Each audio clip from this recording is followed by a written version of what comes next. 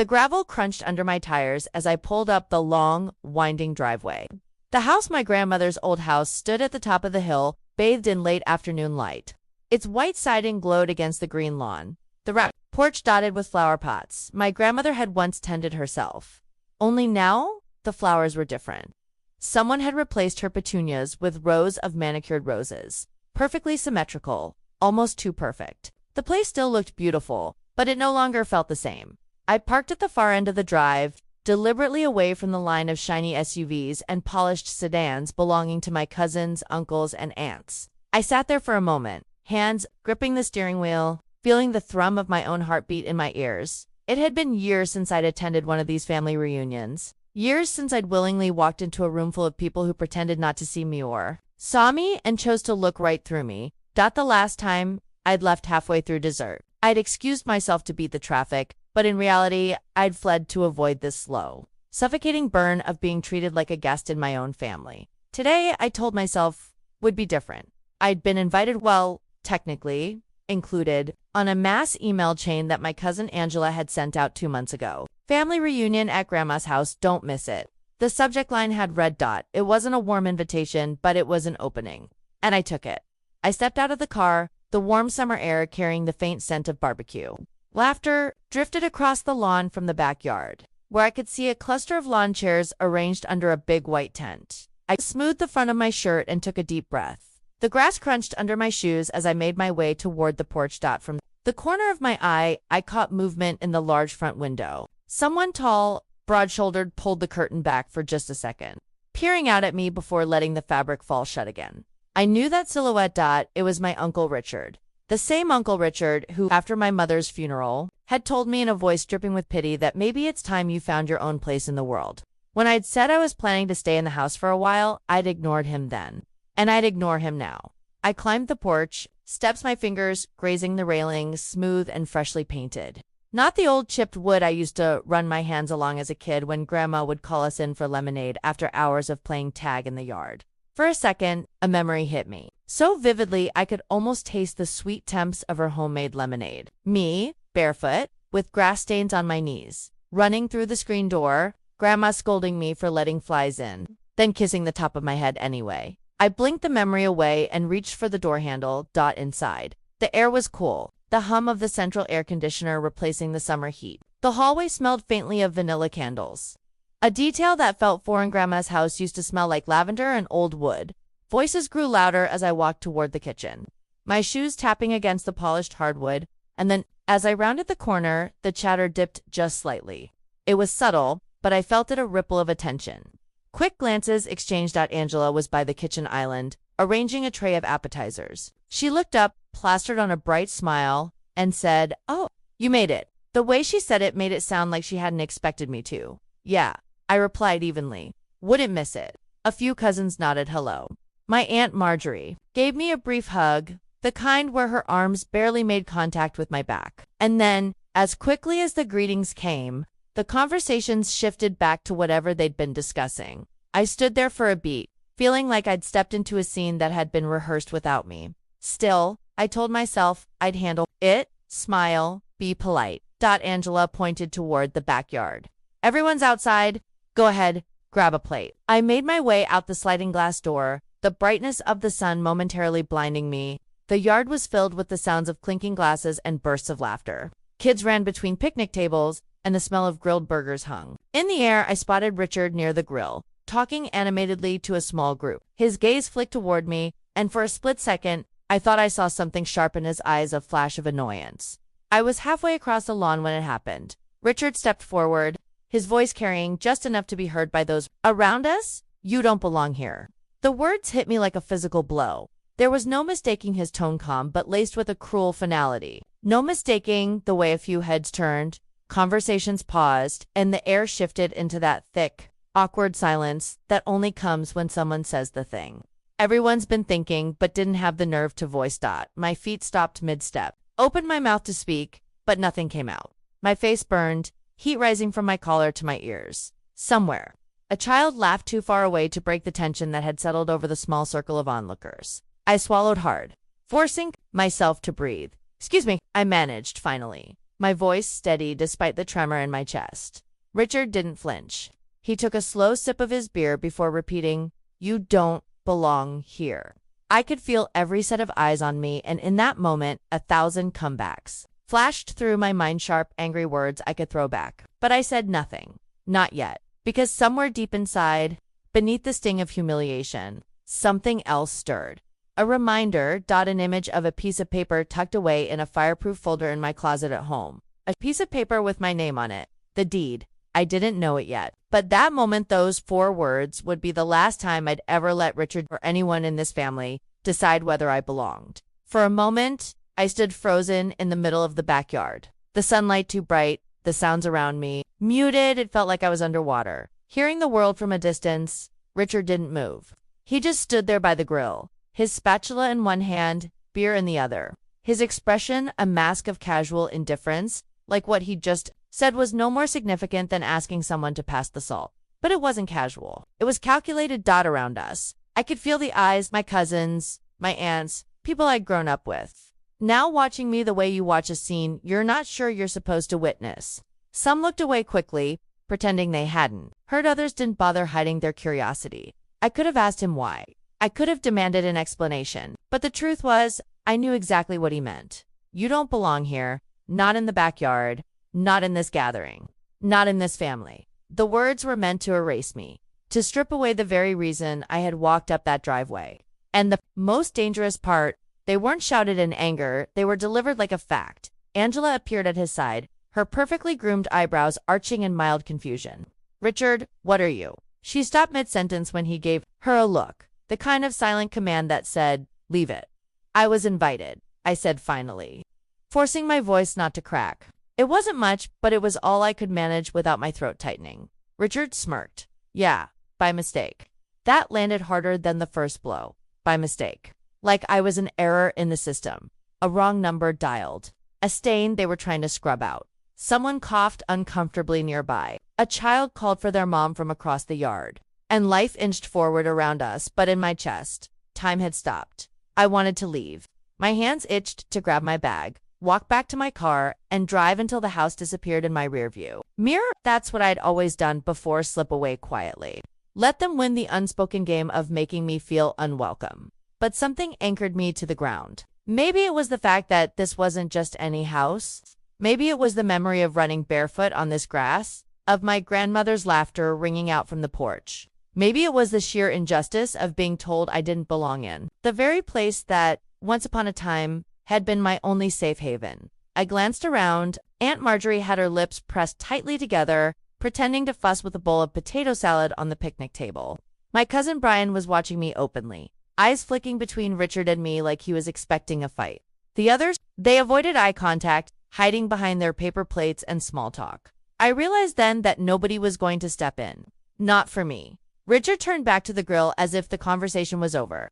The sizzling meat drowned out the pounding in my ears. The message was clear. I wasn't worth another second of his attention, so I did what I could. I straightened my shoulders, forced my legs to move, and walked toward the drink table. I could feel the stares fade as I left the circle, swallowed back into the broader chaos of the reunion. But my heart was still hammering. My palms were damp, and under all of it, a quiet fury began to take root. Inside, the house was cooler, dimmer. The chatter outside felt distant now, muffled by the sliding glass door. I found myself in the hallway, leaning against the wall just outside the living room. I'd always loved this hallway. When I was little, Grandma had hung a gallery of family photos here, black and white portraits, Polaroids from birthday parties, faded snapshots of holidays. I used to trace my fingers along the frames, memorizing the faces and the stories behind them. Now, the gallery was gone. In its place hung abstract art prints, the kind you buy from a department store. The walls were painted a sleek gray, hiding the scuffs and imperfections that had once told their own stories. It hit me like a second wave. They weren't just pushing me out, they were erasing the past. My past. I closed my eyes, and for a moment, I was 10 years old again. It was Christmas Eve, and Grandma had let me stay up late to help her wrap the last of the presents. The two of us sat cross-legged on the living room floor, the scent of cinnamon tea filling the air. She'd handed me a small, square box wrapped in gold paper and whispered, "This one's for you, but you can't open it until morning." Her smile had been warm, her hands gentle. In that moment, I had never felt more like I belonged anywhere. Sound of footsteps snapped me back to the present. Angela appeared in the doorway holding a tray of lemonade glasses. She stopped when she saw me. "You okay?" I forced a smile. "Fine." She hesitated, shifting the tray in her hands. "You no, Richard. He can be blunt." "Blunt," I repeated, my voice sharper than I intended. "He told me I don't belong here." Angela's eyes flickered downward, and she sighed. "It's complicated." It wasn't complicated, it was simple. He wanted me gone. I didn't press her. Instead, I stepped aside, letting her pass. She headed toward the porch, leaving the faint scent of citrus in her wake. Back outside, I kept to the edges of the gathering. I nursed a drink, smiled when people looked my way, and kept my ears open. Richard avoided me now, absorbed in his conversations. But the damage was done. His words had planted themselves in everyone's mind, whether they agreed with him or not.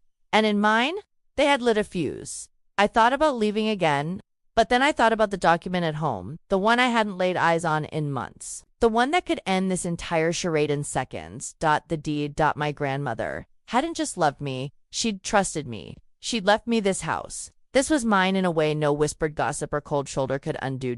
And as I stood there, the faint smile returning to my lips, I made a decision. I wasn't leaving empty. I was leaving with proof. I stayed until the sun began to dip low, but it wasn't because I was enjoying myself.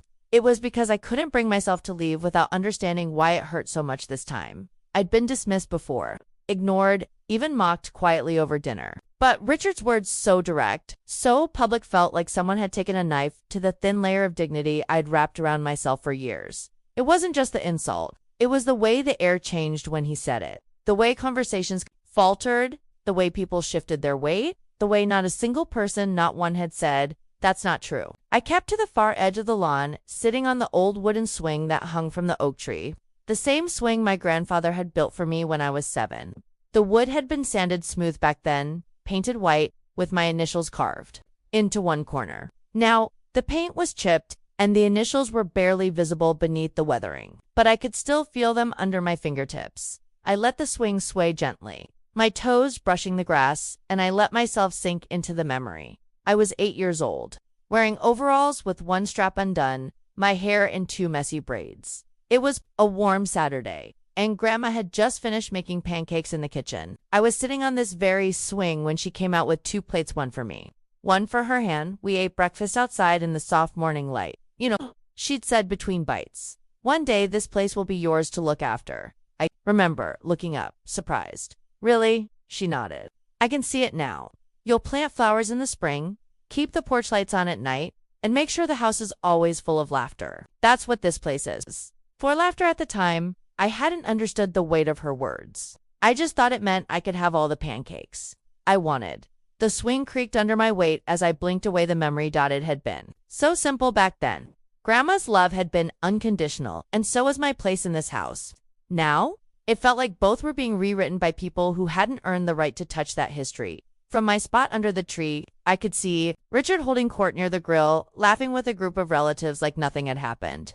That easy laugh made my stomach twist. He could wound me in front of everyone and then carry on as if it was a minor inconvenience. I clenched the chain of the swing until my knuckles whitened. That was when another memory surfaced. One I hadn't thought about in years. I was 14, and my mother had been sick for months. The medical bills were piling up, and things at home were tense. One afternoon, Richard had shown up at the house with a folder of papers and a look I didn't trust. He'd sat at the kitchen table with my mother, his voice low and urgent. "This place is too much for you," he'd said. "You should sign it over before it becomes a burden." I'd been listening from the hallway, heart pounding. My mother had refused firmly. "This house stays in the family." In her hands, she'd said, tilting her head toward me when she thought I wasn't looking. Richard's jaw had tightened, but he hadn't argued, at least not in front of me. That conversation had been the first crack in my image of Richard as just another uncle. Since then, I'd watched him slowly make himself at home in places that weren't his. He was good at positioning himself as the center of things, hosting, organizing, making it look like he was the rightful keeper of family traditions. Now, here he was, years later, trying to push me out of the very space my mother had defended for me. I stood from the swing and brushed the grass from my jeans. I needed to breathe, to get away from the sound of his voice and the heat of my own resentment. I walked back toward the house, slipping inside through the side door. The kitchen was empty. The hum of the refrigerator filled the silence, and for the first time all day, I felt like I could think clearly. The truth was, Richard's words had done more than embarrass me. They'd lit a fire under something I'd been avoiding for years. I'd never really asserted myself here, not after Grandma died, not after my mother passed. I'd stayed on the sidelines, letting other people rewrite the story of this house, of me. But this wasn't just a house. It was my house. And the proof wasn't just in my memories, it was in a folder. In a drawer, a half-hour drive away. I pictured it clearly. The thick manila folder, the crisp paper with the official seal. My name printed neatly where it mattered most. I hadn't needed it before. I'd trusted that the truth was enough. But today proved that, in this family, truth needed teeth. I heard footsteps behind me and turned to see Aunt Marjorie standing in the doorway. Her expression was unreadable. "You're not staying for dinner?" she asked, though her tone suggested she already knew the answer.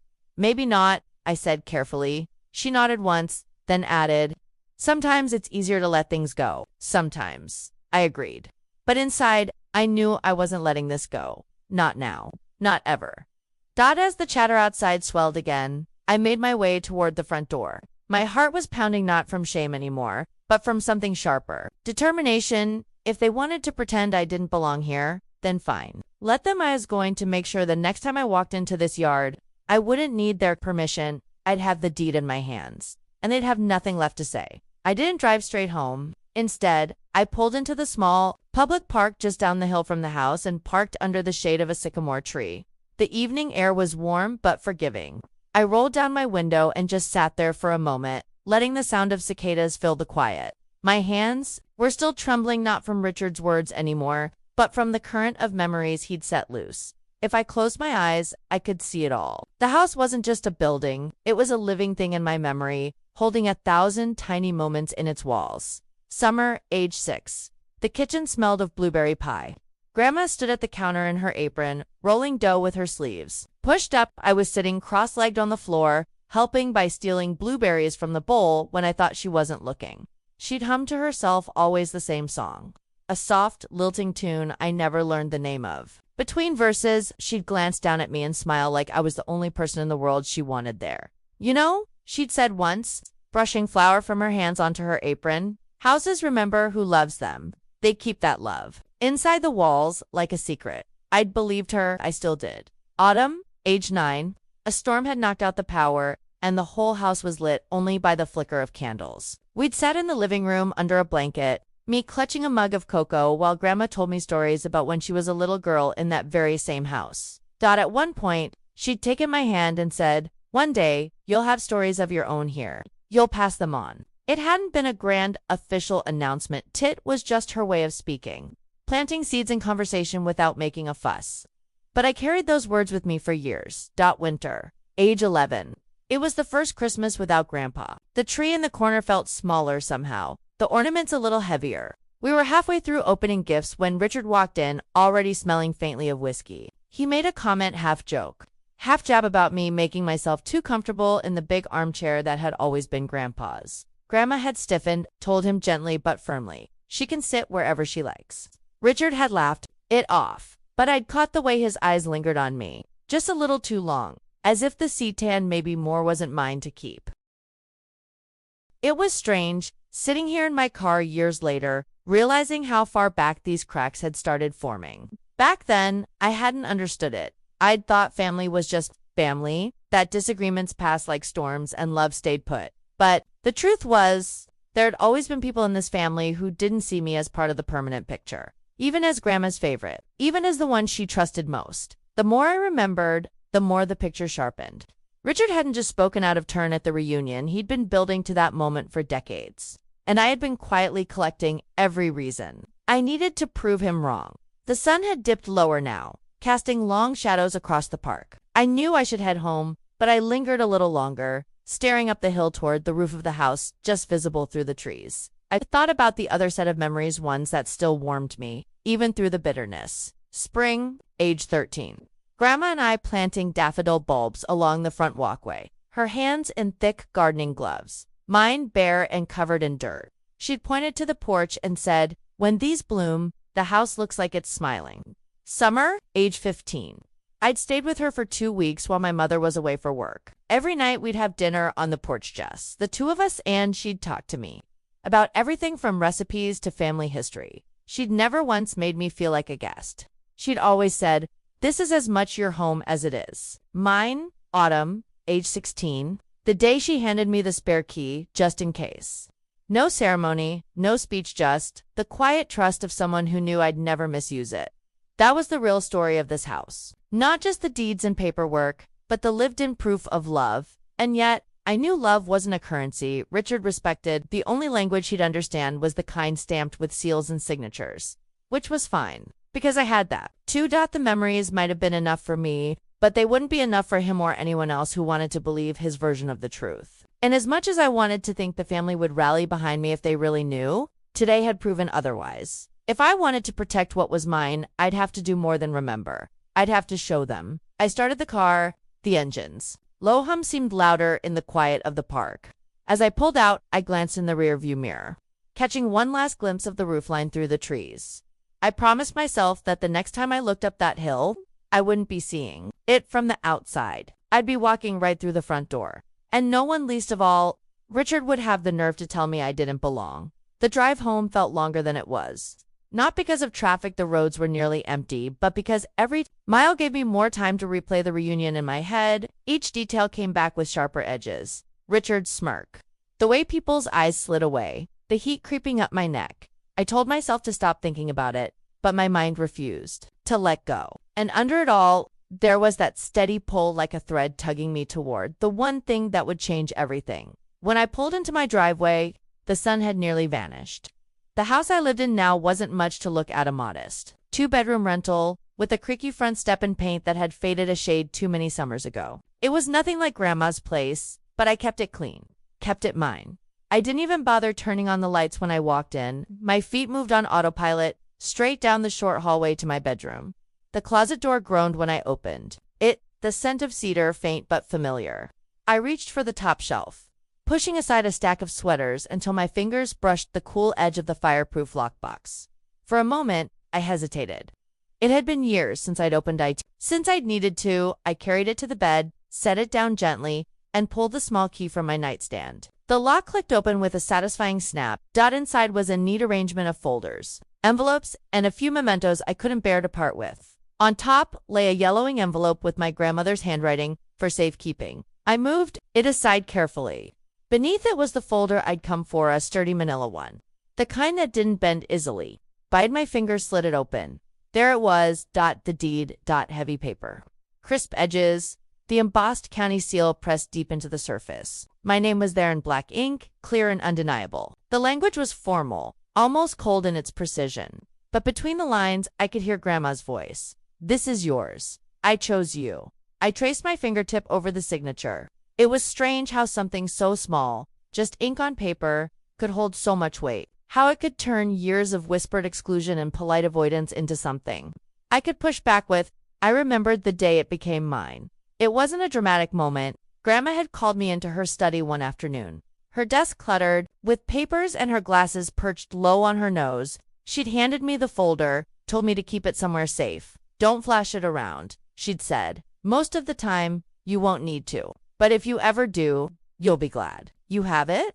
I hadn't understood then. I do now. Sitting there on the bed, I realized I'd been carrying more than just a document. I'd been carrying proof of belonging. And for years, I'd let that proof sit quietly in the dark while I endured little cuts and slights from people like Richard. I unfolded the deed fully, reading every line. I imagined Richard's face when I placed it in his hands, or, better yet, when I placed it on the picnic table in front of the entire family. The image made me smile. Not a petty smile, but one of certainty. They could argue about feelings. They could argue about feelings. They could twist stories, reinterpret history, and pretend I'd never been part of it. But they couldn't argue with a legal document. The next question was when and how to use it. I could march back tomorrow, unannounced, and drop it in Richard's lap. But that would be for my satisfaction alone. If I wanted it to mean something bigger, to change the narrative, it had to be done in front of everyone. It had to be public. It had to be undeniable. I pictured the reunion still going on, the night winding down under strings of lights in the backyard. There'd be dessert plates, maybe music. People would be relaxed, off guard. A part of me wanted to go right then, drive back up the hill and let the paper speak for itself. But another part, the part Grandma had taught me to listen to, knew patience was more powerful. If I waited until the next gathering, I could make sure everyone who needed to hear it was there. No whispers, no, she's exaggerating behind my back. Just one moment that would rewrite everything. I slid the deed back into its folder, but not into the lockbox. This time, I placed it in my tote bag, right on top, as if keeping it close made it more real. As I zipped the bag, I caught my reflection in the mirror across the room. My shoulders were straighter, my jaw set. There was no trace of the quiet retreat I'd made so many times before. Richard's words had tried to erase me. This paper would put me back where I belonged. I made myself a cup of tea and sat at the kitchen table, the bag at my feet, my mind running over the plan again and again. It wouldn't just be about shutting Richard down, it would be about reminding myself, in front of everyone, that I didn't need their permission. Belonging wasn't something they got to vote on. It was something I already had, and this time, I was going to make sure they all saw it. The door to my car shut with a dull thud, muffling the distant echoes of laughter from inside the house. I sat in the driver's seat for a moment, my hands gripping the wheel, my chest rising and falling in uneven breaths. The air outside was heavy with the scent of blooming magnolias, but inside me, there was only a storm. That phrase, "you don't belong here," kept replaying, looping endlessly in my head. Each repetition dug deeper, like claws scraping against my pride. I closed my eyes, letting my forehead rest on the cool leather of the steering wheel.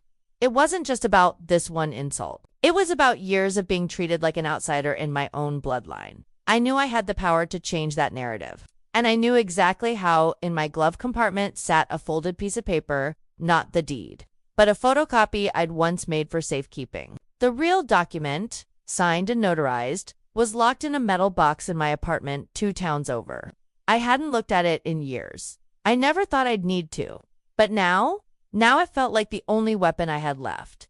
I started the engine. The drive back to my apartment was a blur of taillights and angry thoughts. I barely registered the traffic lights, my mind replaying memories of the day I inherited the house. The lawyer had been clear. It was mine, left to me by the one person in the family who had always seen me for who I was, my grandmother. I parked outside my building, the familiar creak of the front door greeting me as I stepped inside. My apartment smelled faintly of coffee and lavender detergent. Comforting. But tonight it felt like just a temporary shelter. I wasn't here to rest. I was here to gather ammunition. The metal lockbox was at the back of my closet, behind a stack of winter coats and a cardboard box full of old yearbooks. I pulled it out, set it on my bed, and fished the key from my desk drawer. The lock clicked open, and there it was, the original deed. Heavy parchment paper embossed with official seals. My name written in black ink in the section labeled Owner of Record. My hands trembled as I held it. This wasn't just a piece of paper. This was history-proof protection, the physical embodiment of my grandmother's trust in me.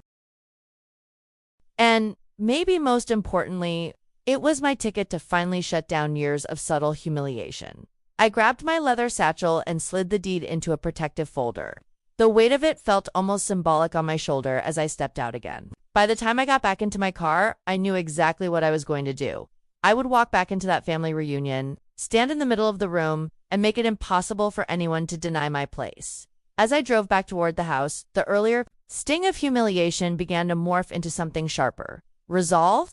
My grip on the steering wheel tightened. The headlights illuminated the long road ahead, and for the first time that evening, I felt like I was heading toward my territory. The only question was how they would react when I showed them the truth. Asterisk, the driveway looked different this time. Maybe it was the way the porch lights cast long shadows across the gravel.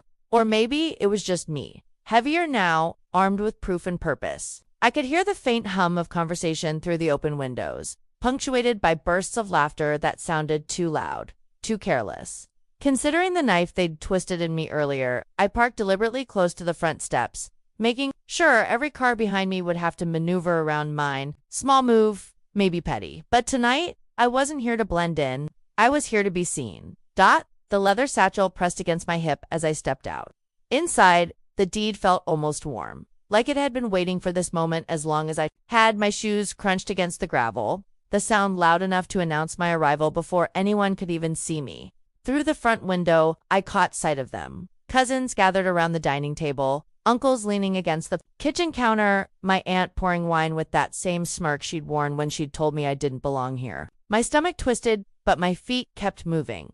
When I pushed the front door open, the noise dipped. Not silence, but a noticeable hitch in the air. Heads turned, eyes followed. Someone, I think it was my Uncle Robert, said, "Oh, you came back," in a tone halfway between surprise and suspicion. "Yes," I said evenly. Closing the door behind me, "I had something I forgot to bring." Aunt Marlene raised an eyebrow. "Dessert?" she asked, voice dripping with mock sweetness. Smiled, slow, deliberate. "Something sweeter." I walked straight to the dining room, not bothering to take off my coat. The satchel strap slid from my shoulder, and I placed it on the table like I was laying down a royal flush in the final hand of the night. They all watched, curiosity mixing with unease. My fingers found the folder, the crisp edges of the parchment. Beneath it, and I pulled the deed-free dot, it caught the light, the embossed seal glinting under the chandelier. I didn't speak yet. I wanted them to see it first.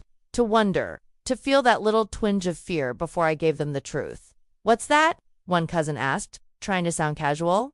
"This," I said, finally meeting every pair of eyes in the room, "is the deed to the house you're standing in." The silence this time was absolute. Someone's wine glass clinked against the table, but no one picked it up. Aunt Marlene's smirk vanished. I let the words settle before continuing. "My grandmother left it to me, signed, sealed, recorded, with the county, which means I don't just belong here. I own here." The air in the room thickened, and I could feel the shift, that moment when arrogance has nowhere left to hide. I didn't raise my voice, didn't need to. The paper in my hands did all the shouting for me. It was my aunt who spoke first. "That can't be right," Marlene said, her voice tight but trembling at the edges. "Grandma would have told us. She wouldn't just leave it to you." I stood there, holding the deed like a sword I had no intention of sheathing. "She did tell me," I said. "The problem is, none of you listened to her while she was alive. You were too busy deciding what you thought she should do." My cousin Jenna leaned forward, narrowing her eyes at the paper. "Is that even real?" she asked, her tone shifting into a nasty little laugh. "The kind people use when they're seconds from panic." "It's certified," I replied, "stamped by the county clerk. I can bring you copies if you'd like, though something tells me you won't be filing any objections." That last line earned a few glances exchanged across the table. It was like I'd tossed a rock into a still pond, the ripples moving through each of them in turn, hitting denial first, then landing in the cold, deep waters of realization. "Uncle Robert," finally broke the tension. "So what? You own the place? What are you going to do? Kick us out during Thanksgiving dinner?" His voice carried a bitter challenge, but his eyes darted quickly toward the hallway, as if checking for escape routes. I stepped closer to the table, resting the deed in the center like it belonged there more than the centerpiece did. "No," I said, "I'm not kicking anyone out, but I'm done being treated like a guest in my own house. From now on, you knock before you enter, and you remember whose roof you're under." The room felt smaller now. The laughter from earlier had completely evaporated. Even the fireplace seemed quieter, as though it, too, was waiting for the next move. Aunt Marlene's jaw tightened. "You think this makes you better than us?" she asked, but the edge in her voice had dulled. "No," I said simply. "It just makes me the one who decides who belongs here." That landed hard. I could feel the weight shifting, the invisible hierarchy they'd built over the years cracking in real time. People who had never made room for my voice were now measuring every word I said: the smug cousin, the dismissive uncle, the aunt who loved to whisper insults just loud enough for me to hear. All of them were seeing me differently, and I wasn't about to let them look away. Dinner limped along after that, small talk forced through clenched teeth, cutlery scraping plates like a nervous tick. I barely tasted anything. Every bite was just a countdown to the moment I knew it was coming. The side conversations, the corner whispers, the attempts to clear the air on their terms. It didn't take long. I had just stepped into the hallway to refill my water when I heard soft footsteps. Behind me, a word. It was Jenna, my cousin. She smiled in a way that looked rehearsed, the kind of smile you put on when you've got an agenda. We moved toward the den, away from the others. She didn't waste time. "Look," she began, "I think you're making this a bigger deal than it needs to be. We're family. You don't really want all this tension, do you?" I didn't answer immediately. I wanted her to feel the silence, What do you suggest? I asked at last. She leaned closer. You keep the deed, fine, but let's not throw it in people's faces. Grandma's gone, and this should be about remembering her, not power plays. Her eyes gave her away. This wasn't about peace. It was about keeping me in the box they'd built for me all these years. I didn't throw it in anyone's face. Jenna, I said, they told me I didn't belong here. I just corrected them. Her smile faltered. You're gonna make things harder on yourself. You know? People talk. I stepped past her toward the kitchen. They always have. The difference is now I don't care. Later, as I was grabbing dessert plates, Uncle Robert appeared beside me, holding 2 glasses of wine. Figured we could toast privately, he said, sliding one toward me. I didn't. Take it. What is it you actually want to say? I asked. He sighed, lowering his voice. You're sitting on a gold mine. This house is worth a lot more than you think. If you're smart, you'll let me help you sell it. We split the profits. Keep it quiet. I looked him dead in the eye. No.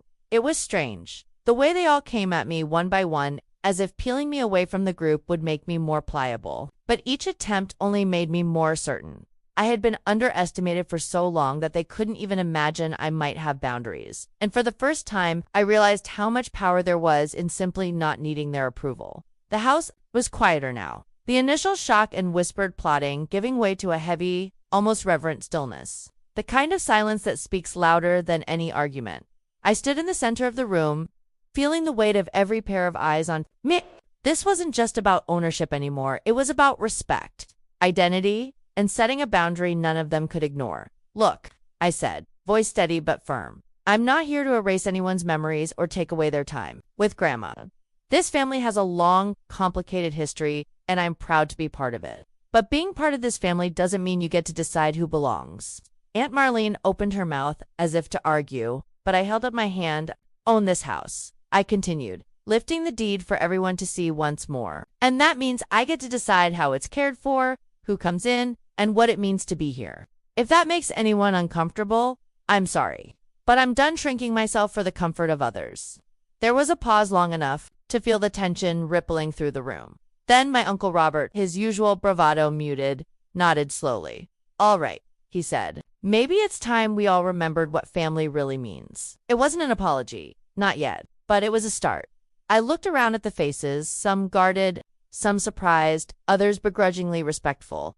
For the first time in years, I felt seen, not just as a visitor or the other, but as someone who belonged fully and without question. Because belonging isn't about asking permission, it's about claiming your place. And tonight, I did exactly that. The atmosphere shifted slowly after that night, like a tide pulling back to reveal new shapes beneath the surface. Some faces softened, others grew distant, and the unspoken dynamics of the family began to rearrange themselves. The next morning, I received a message from Aunt Marjorie, the quiet one who'd rarely said much during the reunion. I'm sorry for how things went last night. I should have said something earlier. You belong here. Her words felt like a small victory, a crack in the wall I'd been pushing against for years. Not everyone was ready to bridge the gap. Richard's silence was loud in itself. He avoided eye contact whenever we crossed paths, and his usual barbed remarks were replaced by cold indifference. It stung, but I knew this was part of the process. Some fractures heal, others remain as reminders of battles won and lost. I also had moments of quiet reflection. Sitting alone in the garden, watching the sunlight filter through the leaves, I realized how much this house had come to symbolize not just ownership, but survival, dignity, and the power to define my own story. Some family members reached out, with tentative apologies, their voices tinged with vulnerability. Others retreated, unwilling or unable to accept the new order. But through it all, I stayed grounded. I knew who I was, and more importantly, who I wasn't willing to be anymore. Belonging, I realized, wasn't just about being accepted by others, it was about accepting myself. And that acceptance was something no one could take away. Sitting in the quiet of my grandmother's old garden, I let the breeze brush against my face, carrying with it the sense of jasmine and fresh earth. The house behind me stood steady, a silent witness to everything. The laughter, the pain, the memories, both sweet and bitter. For years, I'd believed that belonging meant fitting in, molding myself to the expectations and judgments of others. I tried so hard to be the quiet one, the agreeable one, the safe one. But last night, holding that deed, I realized something fundamental. Belonging isn't about approval, it's about ownership. Ownership of my story, my history, and ultimately, my self-worth. I thought about Grandma's hands, worn but strong, planting daffodils along the walkway. She didn't just give me a house. She gave me a legacy, a reminder that places, like people, carry the imprints of love and care. The fight wasn't just for bricks and mortar. It was for that legacy, for the right to claim my place without apology or explanation. I felt a deep calm settle over me, a quiet confidence that hadn't been there before. I could still hear the echoes of those cruel words, but now they felt smaller, like distant thunder fading in the distance. I belonged here, I always had, and no one could take that away. Looking out at the garden, I knew the road ahead wouldn't be perfect. Some relationships would heal, others might never fully recover. But I was ready for that dot because reclaiming my place wasn't just about family politics. It was about reclaiming myself. Asterisk, the weeks after the reunion were a delicate balancing act. Some family members reached out with tentative hands, hoping to rebuild what had been strained, invitations to coffee, apologies laced with uncertainty, small gestures of goodwill. Others kept their distance, retreating behind walls of silence and avoidance. I learned that boundaries aren't just lines you draw for others, they're commitments you make to yourself. When Aunt Marjorie invited me over for a quiet afternoon tea, I accepted, sensing genuine warmth beneath her words. We talked openly, no pretense. No old grudges masquerading as politeness. It felt like a breath of fresh air. But when Richard called weeks later, asking to meet to clear the air, I declined. Some ruptures aren't ready to be healed. Some wounds need space and time, and sometimes they never fully close. I decided I wouldn't chase forgiveness where it wasn't freely given. Owning the house meant owning my choices. To who I welcomed in and who I let go.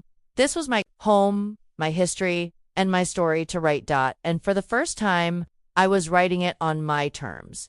Years have passed since that fateful reunion. The house still stands, proud and unwavering atop the hill, a testament not just to family history, but to resilience and quiet triumph. I walk its halls with a sense of peace, knowing this is my place, not because anyone else has given me permission, but because I claimed it. The echoes of past conflicts have softened. Some family ties have mended, others have faded. But none of that changes who I am or where I belong. I host gatherings now on my terms. People come through the front door with respect, with warmth, and with an understanding that this house holds more than memories, it holds the future. The phrase that once cut me to the bone, "You don't belong here," now feels like a distant shadow. A reminder of how far I've come and how much power lies in standing firm. I learned that belonging isn't granted by others. It's owned. And I own this. As the sun sets over the garden, I tend with care, I smile, not because I've won a battle, but because I've reclaimed my story with dignity, strength, and an unshakable sense of self. This house isn't just where I live, it's who I am. And I finally belong.